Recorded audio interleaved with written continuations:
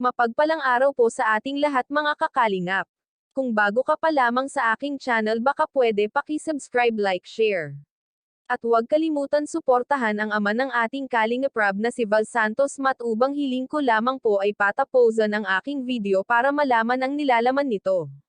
Isa na naman pong masayang pangyayari sa buhay ni Dara na minsan lang mangyari sa buhay niya. Tatay ni Dara umuwi na masayang-masaya ngayon ang ating Chinita girl dahil umuwi ng sandali ang tatay niya pero agad naman itong babalik. Malapit na nga po matapos ang bahay ni Dara kaya sinilip ng sandali ng tatay niya ang bahay nila Dara at masaya naman ito sa nakakamit na blessing ni Dara.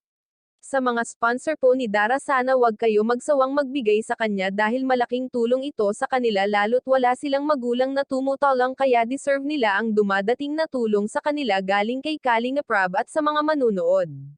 Sa mga nagbibigay naman po ng pera sa kanilang magkapatid, yan po ang panggastos nila araw-araw at pinapangbayad nila sa eskwelahan kung may bayarin at sa pagkain. Kita naman natin mga kakalingap na binibigyan ito ni Kuya Rob ng groceries.